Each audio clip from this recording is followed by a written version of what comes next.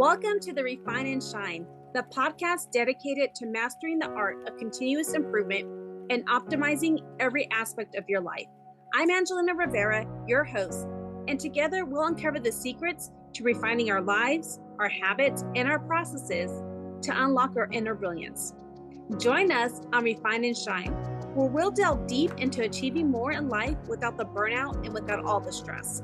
This podcast is your platform for a more fulfilling life through continuous improvement and personal growth. In each episode, I and a diverse array of guests discuss practical strategies for up-leveling every aspect of your life.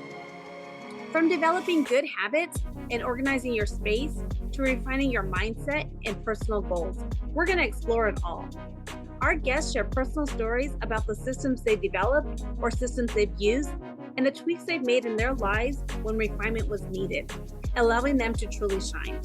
Listen to Refine and Shine to learn how you can implement continuous improvement techniques in your daily routine, develop and maintain healthy habits that lead to success and satisfaction, organize your life to reduce the stress and increase your productivity, foster a growth mindset that propels you to new heights. My mission is to inspire you to take bold action, make positive changes, and become the best version of yourself. Whether you're aiming to elevate your career, nurture meaningful relationships, or enhance your overall well-being, Refine and Shine is your guiding light. With over 25 years of experience in continuous improvement, I help businesses streamline their processes, establish efficient work areas, and implement standard work protocols. I have trained over 600 individuals and teams in process improvement, optimizing workflows, and enhancing overall operational efficiency. Tune in every week as we embark on an enlightening journey, exploring paths to refinement and illuminating the way to shine in every area of our lives. Subscribe now and join us on this journey to polish your life and let your best self shine through. Thank you for joining us on Refine and Shine. Hello, everyone. Welcome back to another episode of Refine and Shine podcast. I am super excited for you to get to know my guest today. I have been talking to her. We've had a few conversations, and she is such an amazing person, and you're going to really enjoy this conversation. My guest today is Dr. Cheryl Wilson. She is an author, an instructional coach, and an educator with over 20 years of experience. After serving as both teacher and principal, she realized that many students don't struggle due to intelligence, but because they were never taught how to remember, organize, and apply what they learn. Through her business, I Can Learn Anything, she helps students in the ages in grades 2 through 5, second grade through 5th grade, build essential executive functioning skills like time management, organization, and self-regulation. She partners with parents and educators to create supportive systems that ease the transition to middle school. Dr. Wilson believes every child can thrive when given the right tools, both in school and in life. So thank you, Dr. Wilson, for being a guest here today. Thank you for allowing me to be a guest here today. I really appreciate the things you said in my bio. I'll try to present myself as if it's all true. I love that. One of the things I love is that you are so passionate about educating children. You are so passionate, and I just wanted to know what people don't go into education to become a teacher or a principal and that matter because they want to make money, right? You don't make a lot of money in those career type path. And so what made you want to get into that? And just if you could take us through that and how you got to where you are today. Well, just briefly, I did struggle in school. I struggled in school because after my parents got a divorce, my mom's trying to raise 5 kids. And so I had a lot of gaps in my learning. However, when I later in life became an educator of students who were not just an educator, but a person who was working with children who wanted their parents wanted to be on camera. And I remember this little girl, I would tell the children, these little 4 and 5 years old, okay, say teacher loves me because I'm special. And this little girl, 4 years old, she said, I know special. And I said, oh, yes, you are. You've got those pretty little bows in your hair. She said, I know pretty. And that's the moment I said, I'm going to get into a credential program. I'm going to become a teacher. I couldn't imagine how a child who's only been on the planet less than 5 years could have such a negative self-concept. And so throughout my years of being a teacher, it has always been about having students understand who they are and what their passions were. And also, I used to, even in first grade, I asked students to complete the sentence to achieve my goal. And the one that always sticks with me is Adrian said, to achieve my goal, I need somebody to hold my hand. And all students, even adults, we need somebody to hold your hand, somebody who can be your coach. And so that's how I got into this field, teaching, being an instructional coach, principal for at least 12 years. And though I'm retired, I can't resist staying away from children. And so my focus now, when I decided to have start the business, I Can Learn Anything, the goal is that if children are given time through practice, through retrieval practice, through trying to really understand what they're learning, how it applies, and given the tools to where they're so engaged, they don't mind doing the homework. I never did mind-numbing homework. My students, gosh, not only where they wrote about themselves, but they created projects, or the mathematics was really, it really was about thinking math. And so anyway, my big thing is I believe any child can learn anything as long as in school, it's not just about what to learn, but it's how to learn. Recently, I just want to say this, I've been taking this course about working with parents. And one of the things is the outcome has to be not only what am I learning, but what's in it for me. What are the results going to be? And so much in school, children are taught what they're doing things, but how is this applied? I'm doing this, and how is it going to make me see myself in my future? What is it doing for me? Nobody would take a course if they didn't know the outcomes, but so many children are taught to fill in the blanks, do the homework, but the benefits of it, what it's doing for them is too often missing. And that's when you know the benefits and you are engaged, that's when you can feel like I can learn anything because I know how, which also encompasses the executive functioning, students where their parents can help them or not, but it would be great if they had a backpack they cleaned out all the time, if they had a place that they were going to study, if they are in middle school and they have to be on email, that their parent knows that they can get a Chromebook from the school, and that finally that students don't have somebody who maybe is overshadowing or forcing them to do their homework, but there's some accountability. And that the parents, it's not sitting by them, but it's just having conversations. Did you do it? Did you understand it? So that's the biggest thing. Because I believe any child can learn anything, but they have to be interested and they have to know the benefits, and you have to help them, encourage them, and to motivate them based on not what they can't do, but based on what they can do. I love that. I love that. I have two children myself, and while they're both now adults, I remember my son was in third grade. He was 8 years old, and he said, "Mom, why do I need to learn fractions? What does it mean to me? Like, how is it going to help me?" And I said, "You know what? You're going to help me make dinner." He's like, "Why? I have homework to do." And I said, "No, because we're going to make," and I know that right now, like, it's not good to have macaroni and cheese. That's like the processed foods and everything. But, we made macaroni and cheese. And I said, we're going to make 2 boxes of macaroni and cheese, and we're going to make hot dogs with it, because he could boil water and whatever. Like, we're going to learn these things. And so with the 2 boxes of macaroni and cheese, I don't remember the ingredients because now that same kid now makes homemade macaroni and cheese all on his own from scratch. But he needed to have like half a cup of butter, maybe, or it was half a cup of milk plus another quarter milk, whatever you need butter, water, and milk, right? And so he had to, with the 2 boxes, I was like, add those together. This is why you need fractions. And ever since then, we made it so that once a week he did some type of dinner that he could help me by using fractions, put that dinner together.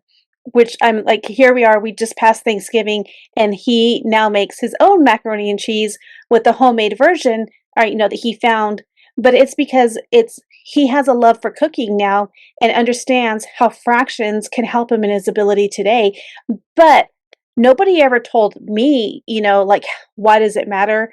And never, I came from a family of 6, and my mom was busy working. I came from she was a single mom and majority of our lives, and she didn't have the time to help us, but we were very passionate about learning because my mom was learning while she was studying for her bachelor's. We were studying, she kept us busy, which was good. She made us do fake book reports and learned states and all those things. And I realized as a mother, like I was so blessed to have that a mother who cared about our education. And then when my kids were little, or I was like all about their education every day. Every time I had off, I would volunteer at the school. My daughter knew how to read when she was 3 already. I mean, it was amazing things. But then I go into the school to volunteer, and I'm like, these kids don't know anything. And it's nothing about the kids. It wasn't the kids. It was not having the parents to volunteer, or not having the parents help them. What did you learn in school today? Just the little things. And I would have these conversations with these kids, like I said, my daughter, because she knew how to read already when she was in kindergarten, the teacher on the Fridays I'd volunteer, the teacher would take my daughter and her friend who knew how to read already and work more on them hands-on. And then I would be at like a station where we would do different activities. And just hearing the conversations with the kids is like, some of them didn't, have just a parent to talk to, and they would ask me like, oh, you wear earrings, or just little things like that, and just so involved. And you have these conversations, and it felt like somebody never asked them a question, like didn't ask them about the hair, like the not their hair, the dress, the color, what was their favorite color, what is like, what do they like to read, what do they like to watch on TV. Like, they don't have those conversations. It's just like, here's a toy, play, or get out of the way. Or Yeah. and I find that it's worse now with so much social media. You can go through the airport, you can be in a restaurant, and you've got someone as young as 6 months old, and they've got a phone in front of them. So I'm, Angela, you should just be saying everything that you did, because I so admire what you were saying. There are real life applications of mathematics. Mhm. Even if a child is children when they're 5 years old, they're counting on their fingers. They can learn when they're in first, second grade. What's your shoe size? How tall are you? What's your address? Where are the even numbers? What are the odd numbers? And again, with cooking, I had to do the same thing with the child that I work who has ADHD, understanding. If you're thinking about what a centimeter is, well, here's your finger, or what an inch is, or actually understanding the area. Okay, let's measure this table to understand the difference between area and perimeter. But the real life application, I don't know why we have such math wars, because there was a time years ago when students really had what we call manipulatives. If you're counting, you were counting chips. Or if, like, say, for example, I know that my first graders came in and their parents said, oh, they know how to count by 2s and 5s and 10s. Well, it was all rote until I asked them. I said, okay, we do math with numbers and pictures and words.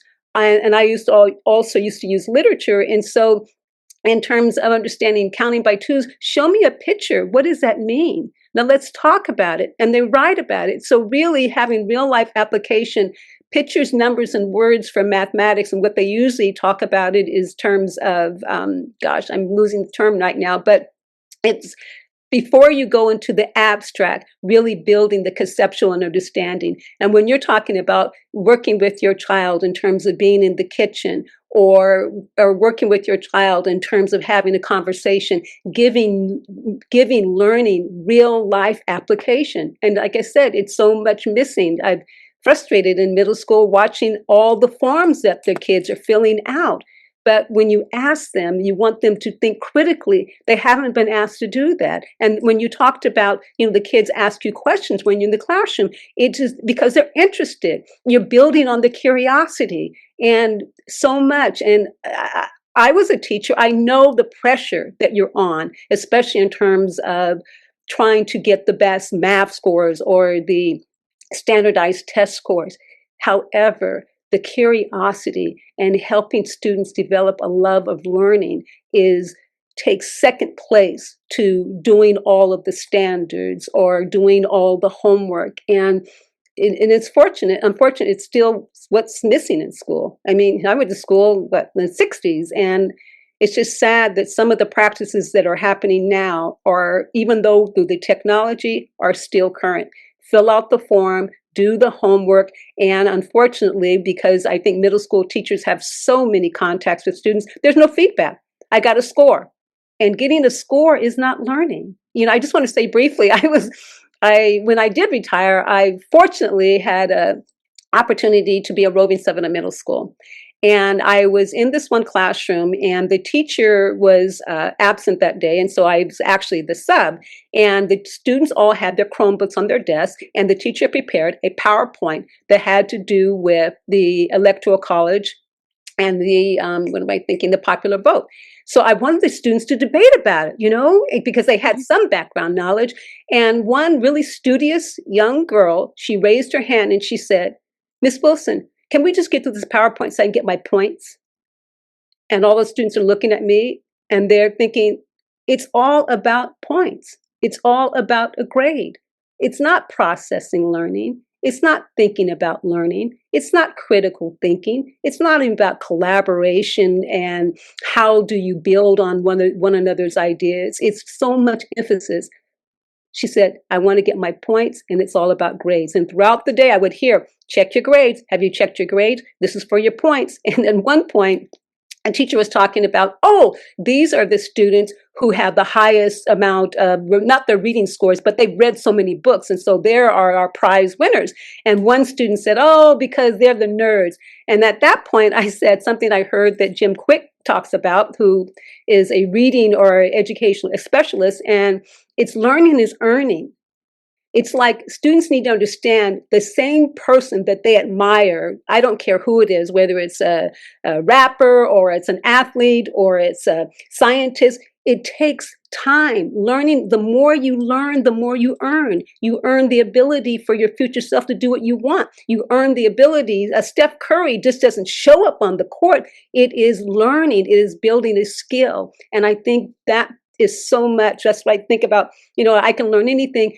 I can learn anything if I have been encouraged, if I have support, if it builds on my interests, and understanding that, yes, it's going to be hard, but I'm not going to learn fractions today, and then tomorrow I'm going to be learning decimals, and then I'm going to be learning percents, and it's just too much. There's not enough time for kids to really have what we call spaced practice. It's like, they used to give these spelling tests. You get the words on Monday, you take the test on Friday, and you never see them again. What's that?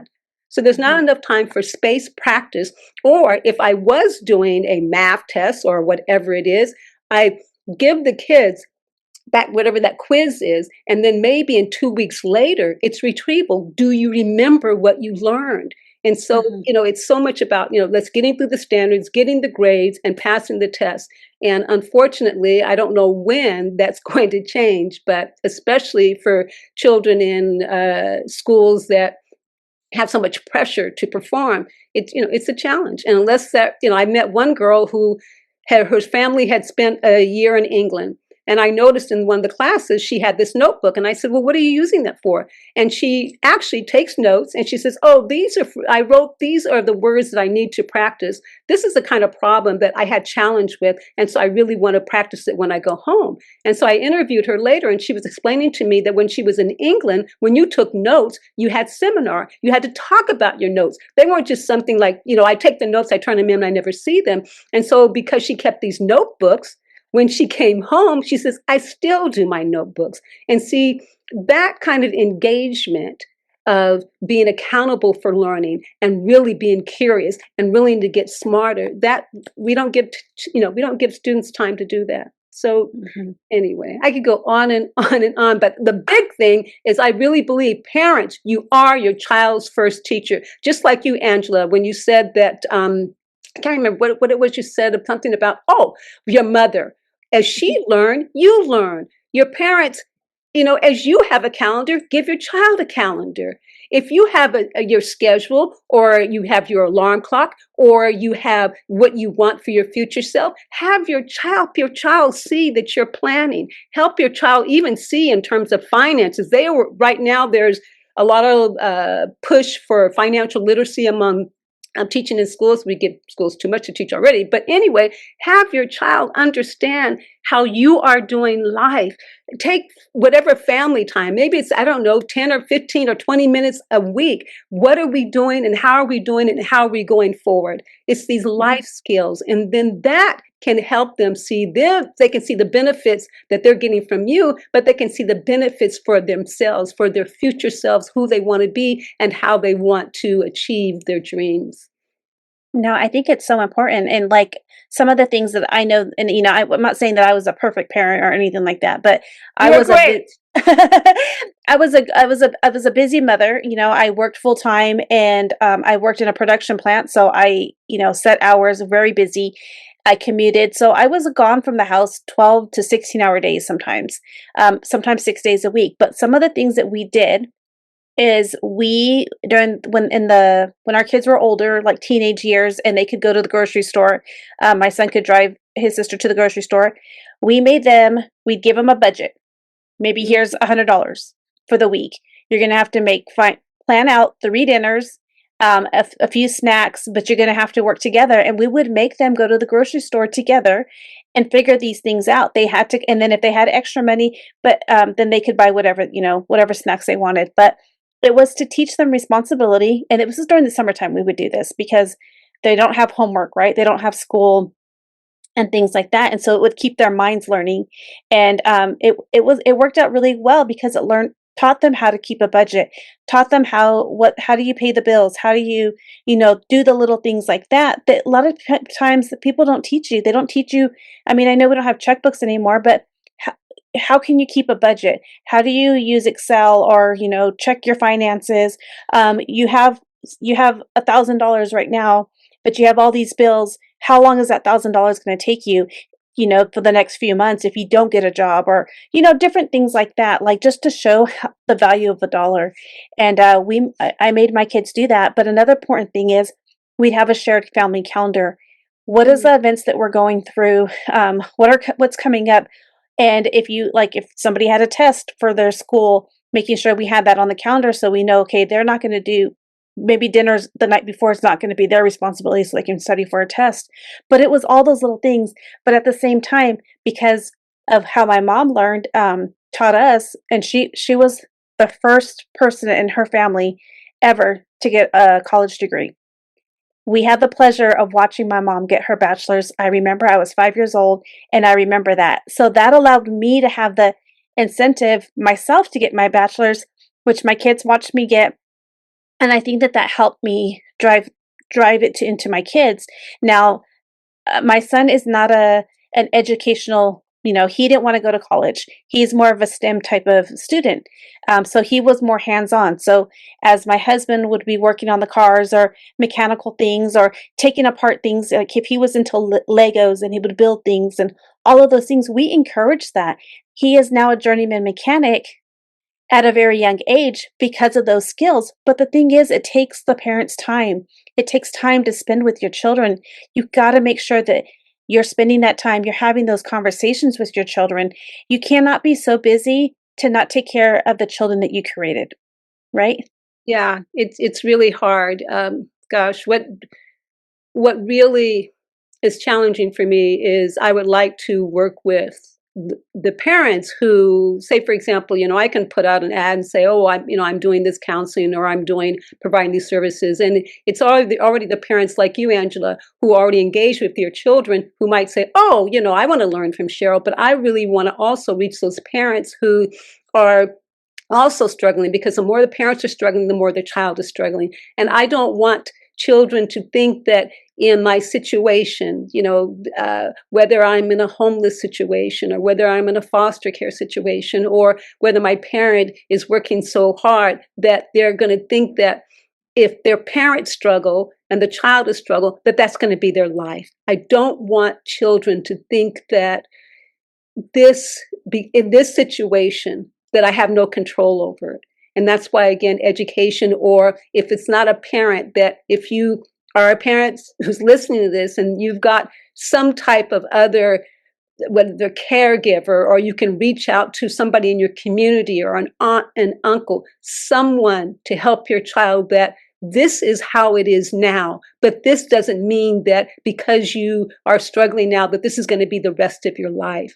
And I'm so fearful that children believe that the way that they start is the way they're going to end, and that they don't have choices. And again, it does start with the parent. But if it's not a parent, I'm asking, and that's why I'm willing to work even though I'm retired. But if it's not a parent, it's a friend, or it is going through school, or it's a counselor or uncle or an aunt or somebody. Every child needs somebody to show them that they believe in them. And whether, like you were saying, even whether it's cooking with them, or either it's, they don't have to have a bank account, but understanding when you go to the store, okay, here, you have this $20 bill. What change are you going to get? Or being responsible at home, having some type of chores. Unfortunately, today, so many students, they go home and they're just online. I mean, that is, gosh, I think I've heard some comedians say that if there's a couple walking down the street and one of them dropped their phone and this other was in danger, they'd go over the phone and get the phone before they'd help somebody there. And so I know it's really challenging, especially if you're a parent and you're working full time or whatever else, because like I mentioned in the beginning, so many parents give the technology to their child and it's the babysitter. And it just, it just can't be. And these types of habits, like when you mentioned cooking with your child, or I'm thinking about, that they can use measurement at home, that using money at home. Gosh, I'm trying to think of some real clear examples, whether even reading, there's several books, I'm thinking about mathematics that show how to count by twos, or you can use the Hershey bars and you can see fractions in those eggs. But there are ways that if the parent doesn't have the resources to reach out, like I said, somebody to help support their child emotionally, socially, emotionally, and whatever services that there are. I mean, I know several communities, there's even tutoring that I know some school districts offer. Because again, if I was a parent, right now I'm just a caregiver of this one kid, and believe me, I only see him twice a week. And oh my goodness, it's a lot. And now I'm thinking of, because he needs support in this transition to middle school. He went into middle school, and he does have an IEP, and he does have a diagnosis of having attention deficit. But the support he does get from resource is not enough. He'll be in the classroom and he could draw all day. And, I know that the teacher has a lot to do, whatever else, and it just would happen. And so my fear is that there's so many children like the child that I work with, and if I could just reach more families, or help families with resources, say, whatever the situation is, it could be better. So, yeah. I think that's so important. Anyway. No, I think that's so important, and I love the heart that you have to help these children. I think it's so important. One of the things that's so important is because these children are our future, right? They're the future, our future generations. And I understand that some people, I understand the generational trauma too, or the things behind it. Like, I grew up in poverty. I grew up I was actually born in the projects, and I understand that you could have that mindset. Okay, it's always going to be like this. Or you can be the one to make the change, and see the things that you can, strive for. But it takes a lot. It takes people showing you the way. You got to have that, trusted advisor, that coach, that person. And I'm thankful that my mom was one of those for us, and that she broke that generational curse and helped us. And then we were all able to be very successful as adults. But it's not easy, right? It's not. But one of the things I love that you said is that just the way that you mentor and you help others. And I think that it's so important, even as adults, that we have a coach or a mentor or somebody that we can work with, that somebody to, like, I think you said, Adrian, it was somebody to hold my hand with, to help me, show me the way, because we can't do it all on our own.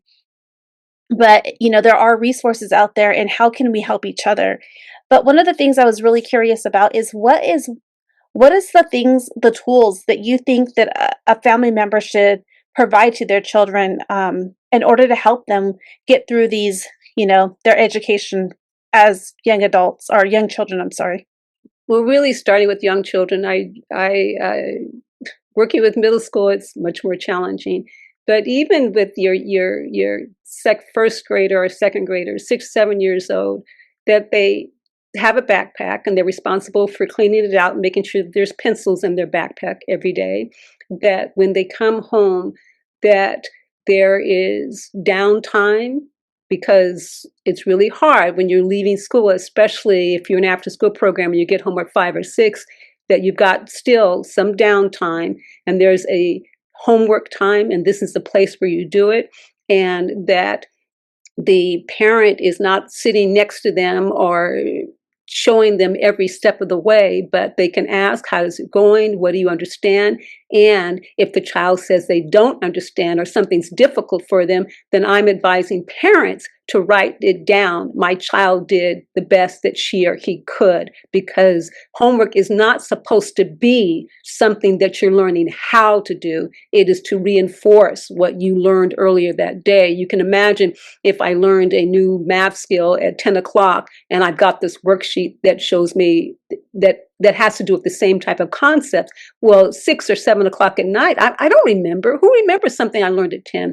So anyway, again, the backpack, that there's a place to study, and that with the homework that the parents are just asking questions about, and if the child can't do it, to make a note of that, that the child has some type of chores or something that they feel that they belong at home and there's responsibility to do. And again, it's easier to do when you start this, at least by 5 or 6 years old, because they want to be in charge. So really, that their responsibility at home, that they have a bedtime, and that as they get into second grade, that before they go to bed, that they are putting out their clothes that they're going to put for the next day, because that way they understand, in our household, we have to be out at this certain time, and this is how we prepare. And then, like you said before, that they have a calendar, things that they're looking forward to. And that, again, I know this is a lot, because when I think of working with this Nicholas that I work with only 2 days a week, it's a lot to sit down and say, okay, this is your calendar. This is what you're supposed to be doing on this day, and there's 4. This is if we're going to continue to go to Boy Scouts, this is when you have to have your uniform. So that students can see that, oh my goodness, when I have my clothes ready, it doesn't take me that long, and so it's preparing, giving them the life skills of self-management. And all throughout the time, it's really the dialogue with the parent, having that special time just to sit and talk. But the parents can share, I don't want parents to say that they didn't do well in school or whatever else, but they understand that school is about learning. And sometimes it's really learning hard things. And I'm really trying, as your parent, to help you feel like whatever you want to accomplish, you're going to be able to accomplish that. And to do that, it takes, we get it organized. That's why we have your backpack. That's why we have chores at home. That's why we do a calendar. It's the same thing that I do as an adult. So I'm trying to show you to do as I do. I'm doing the best I can. It's not so much what I say, but do as I do. And we do these things together because we're a family, and because I'm an adult and I've been able to achieve a lot of my dreams, and I want that same thing for you. It does take getting organized. It does take managing your own things. It does take, yes, going to school and trying to do hard things. It does take also, when things are challenging, you say to yourself, maybe I don't know this now, but I can know it later. You try. And if you need support, you advocate for yourself. You say that this is what I don't understand. And again, I know that's hard because some of us don't even understand what we don't understand. But anyway, that you advocate and you speak up for yourself. And I just want to, this one last thing, even in first grade, I had my students, they projected who they wanted to be. And they looked up these careers, and they got gosh, I gave these human body parts where they were able to decorate it. And some kids pose themselves as basketball players, or somebody posed herself as a teacher. But really being able to see, oh, it's going to be, I'm doing good now. And this is what I know now. But God, look, I didn't know this yesterday, but this is what I know now. This is what I can do. Goodness gracious, what am I going to be able to do tomorrow? You can stay present, but just that idea of looking forward, and that you're going to have ways of, I stumbled, but I got over it. I know that I'm getting smarter, but I guess I'm angling towards that growth mindset. But like I said, just those few things, like you had mentioned, cooking with your child. And I'm just saying, it's the backpack, it's a routine, it's homework, it's a place to study, it is healthy snacks, it's a bedtime, putting out their clothes the day before. And then as they go on forward in the school, it's that connection with the teacher. That they know, I'm not asking parents to have to do field trips or volunteer, but some people, I would suspect that some, especially in middle school, they don't even know, the parents don't even know who the teacher is. And so it's really having that through line with the teacher. The more the teacher recognizes that you're supporting their child, the more they will support your child. And it's not that they don't care, but it's so much easier for them to get to know your child when you get to know the teacher and you get to know what's going on and you try to stay in tune. I think that those are so helpful tips, and it's the same thing as an adult. Like, if you want to be a successful adult, you got to have those habits, those good habits, that good routine, and a schedule. When a child is in school, elementary school, middle school, they have a schedule, right? Everything is a routine, and so they need that same type of routine. It's this precious time that they're learning. The brain is learning and taking in so much information. That routine is really going to be impactful. It was the same thing that we should do as adults today. Have your calendar, have your time management, good time management skills, blocking out when you're going to do your homework, your whatever you do, grocery shopping, whatever. Taking care of your self-care, building those healthy habits, all of that is so important. I love that you said, there was something that you said that was really, I think, important. And I just totally, my mind went, you had so many good tips, and I'm like, I'm going to remember that. But I think overall, it's just important. And it can help lead to those habits that we're building now, helps to lead into, like I said, successful adults. It helps you with so much. The problem is that everybody thinks that they don't have time. And time is such a precious commodity. I get that. But if we want to have our kids have an impact on their future, we want to make sure that they're successful adults. We have to take care of these actions today. And we can't keep waiting. And we cannot not educate, but use the technology as a babysitter. And I hate when I'll go to a restaurant, and parents come in with their kids, and immediately one kid's on an iPad, one kid's on this, one kid's on that. That's a brain overload. And I remember what I was going to say now. But that's a brain overload. And, that dopamine from all the signals. I know when I stare at a computer too long, my vision starts to hurt. And then I have to take some time. I have to go outside and get some sun in my, to help me with that stuff. So when we have those devices, a kid is on, nowadays, a lot of them have the Chromebooks, they're on the computers for school. Have that time, that when you said transition time, or have some buffer time. Don't, right when they get off the school, and then they're in the after school program, which I'm very familiar with because we still have to use that for our children. And right when they come home, don't make them do homework again. Let them have some downtime, help you with some dinner, help you have those conversations. Not downtime on a computer or whatever else, or run around the block, or, right. You know what? When you talked about dopamine, one thing, like I know with this young man that I work with, a student, just to get excited, and I have to try to remember to do this, we'll dance together before we start, because you got movement and you got music and you get excited.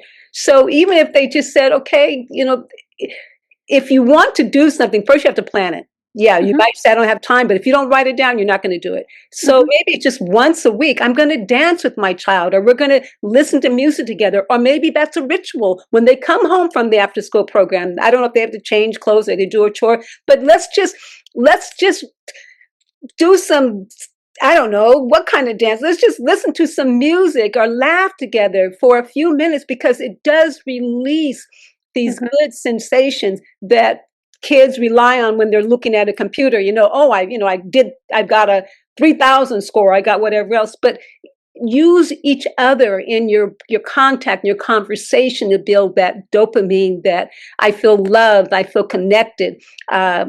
You just exciting the senses. We're touched, we're laughing, we're listening, we're looking at each other. So that would be, I think, a great thing that you can do regardless of what your day looks like, or regardless of the time. But you have to schedule it. You have to say, I'm committed to doing this. And it's the same thing as adults that we need to do as well. Like when we say we have a long day, we're driving in traffic we go from traffic, a long commute after we're just working all day, and you're angry about your commute, you're angry about the car that cut you off and all that stuff.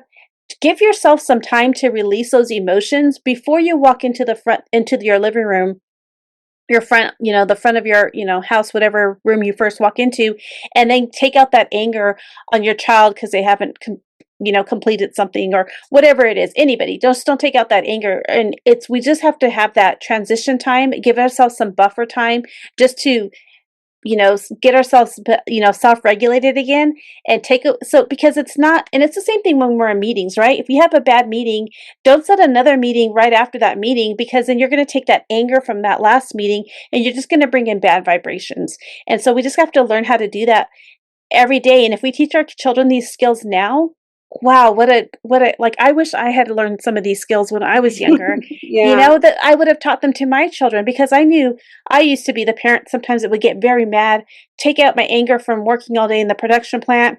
Then this would happen. Then I have a bad commute. And then I see that my son's maybe watching TV instead of doing what I asked him to do. And I get angry. And then I had to learn, that's not what I'm supposed to be doing. And then when we have those conversations, just like when my son comes home from work now, he'll have his music on and he's like, don't talk to me. I want to just decompress. And that's his thing. If I know he has his headphones on, he's just decompressing. And it's okay, that's his way to self-regulate. Then he's like, okay, I'm ready to talk. I just had to decompress. And that's okay. We all have to do that. And it's letting your children do that instead of you always have to have them busy. Let them have time to rest, especially because they need that good sleep, because their brains are developing so fast. So I think that's so important. Absolutely. Absolutely. That type of connection and understanding that too often, if we react when something happens, as opposed to taking a moment to think about how you're going to respond, to think about what is the other person's point of view, to think about, my heart is pounding, I really am frustrated, but counting to yourself to slow it down, and to make sure, like I said, too many of us react. And if we react all the time, why did you do that? Or what are you doing? Then that's what your child is doing as well. So it's easy to say, I will say to this again, that the student I work with, I feel really frustrated when we have gone over this, or when I ask you to do that and it didn't happen, it feels really frustrating for me. And I'm going to really calm down and we're going to have a conversation about it, and then again, allowing them, because they'll do the same thing. They'll react, they'll do something they shouldn't do, and teaching them, okay, take a minute, whether, and I know that people make fun of the idea of a timeout, but take a minute, stop, breathe, count to 10, twirl around, and then let's talk about it. So that's so important. That's self-management. That's why there's so many, students, when they go to school, whatever else, they're acting out. They haven't been taught how to really think before they act. So, yeah. I think we could talk forever. We could talk about so many things. But one of the things I wanted to we're going to wrap up, and I just wanted to ask you, if people want to get connected with you, what's the best way to get connected with you? If they want to, hear more about your program, your business that you have, I can learn anything. Mm-hmm. So I do have a website. It is CherylWilsonTeaches.com. CherylWilsonTeaches.com. cheryl.wilsonteaches.com. I'm saying teaches as opposed to teacher. Maybe I shouldn't put that out there. But yeah, CherylWilsonTeaches.com. I can be reached through my website. Okay, awesome. I will definitely make sure that I have that in the show notes as well. And I think that that's really important. And just, people, listeners, check that out. Look at what she has to offer. And, maybe somebody who could use her services. So go ahead, share this episode with whoever you see maybe or teaching their children just to, babysit by technology, or they just need to learn how to calm themselves down. Or maybe you are the person that needs to calm yourself down and teach your children how to self-regulate and get that routine habit and do it together. Pick out your guys' clothes together, like make it a fun thing. And then you can even do laundry together with them. Teach them that too, because that's an important tool that we need to learn how to use as well. But I always love to ask my guests before we, what is one of the things, a word, a phrase, a book, something that they can do to take action today to help refine and shine? I think the big idea is, like I mentioned before, learning is earning. So whatever your child does whether they're practicing something, whether they're reading something, remind them, remember, how you like such and such a person? The more they learn, that's how they got there. However, whatever role model that they have, or even you can talk about yourself as a parent. Learning is earning. The more I learn, the more I read, my ability to do this, this, and so is through learning. And learning can happen by running fast. Learning can happen by singing. The more you sing, learning is, whether it's writing poetry or art, everything you do, the more you learn about it, the more you practice it, you earn whatever skills so that you can do and be whomever you want to be. But again, it takes a lot of learning to earn and to achieve your dreams. I love that. And then also I could tell, what is it, that there never has been and there never will be. You can tell your child another you.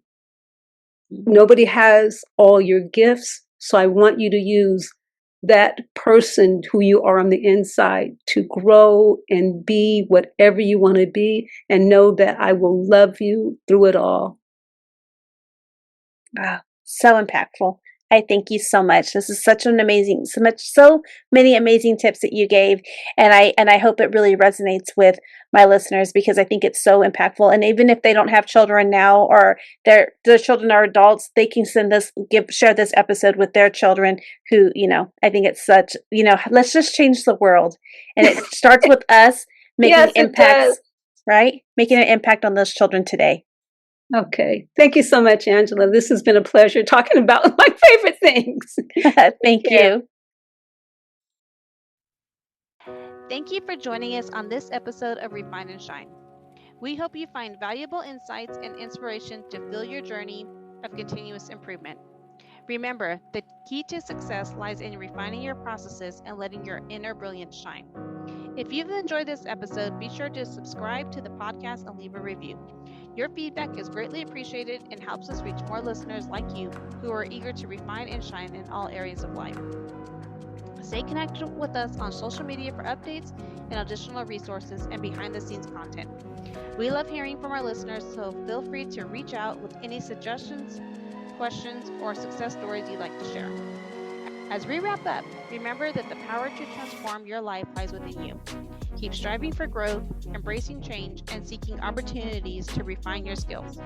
Together, let's continue to shine bright and make a positive impact in the world.